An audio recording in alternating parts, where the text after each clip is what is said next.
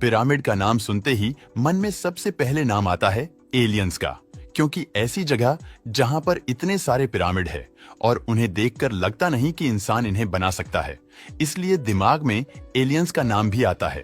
कहते हैं ये पिरामिड अपने अंदर कई रहस्य छिपाए हुए हैं, जिनके बारे में जानने के लिए वैज्ञानिक लंबे समय से जुटे हुए हैं। लेकिन इनके रहस्य से पर्दा आज तक नहीं उठा, तो चलिए जानते हैं आखिर वे कौन से रहस्य हैं जिनके बारे में हर कोई जानना तो चाहता है लेकिन जान नहीं पाया। कहते एक समय था जब मिस्र की सभ्यता बहुत ही समृद्ध और विकसित थी।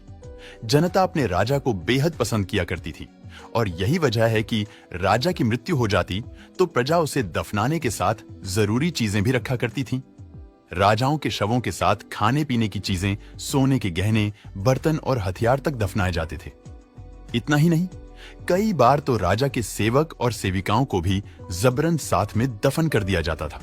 उन्हें लगता था कि एक बार फिर से जीवित होंगे, इसलिए उनके शरीर को सही सलामत रखा जाता था।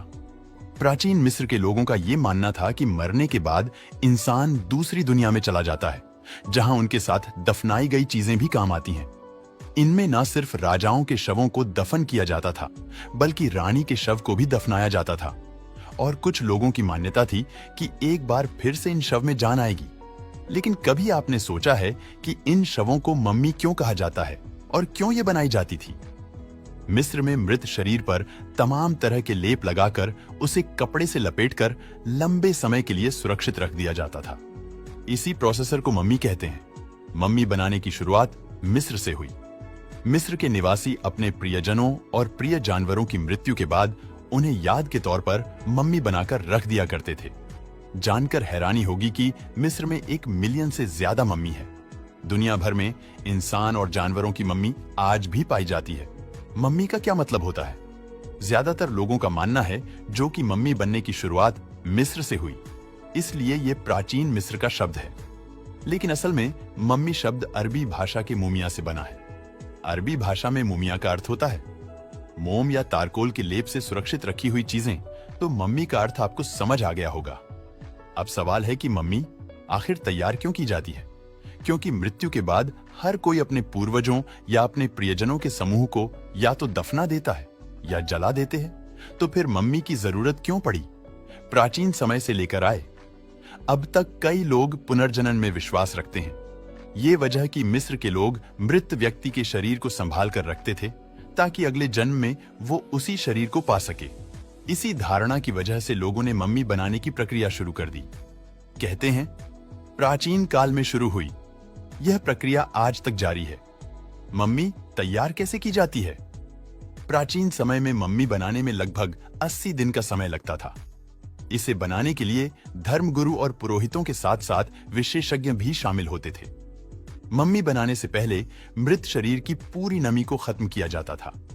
इस काम में कई दिन लगते थे। जैसे ही शरीर सूख जाता तो उस पर विशेष तौर से लेप तैयार की जाते। तेल और कई तरह के रोगन से मालिश की जाती है, जिसके बाद शुरू होता था पट्टियां लपेटने का काम।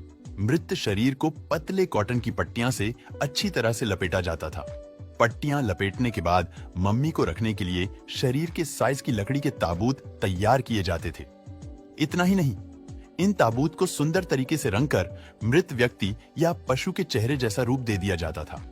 इसके बाद धर्मगुरु की मदद से शव के अंतिम संस्कार की प्रक्रिया आयोजित की जाती थी।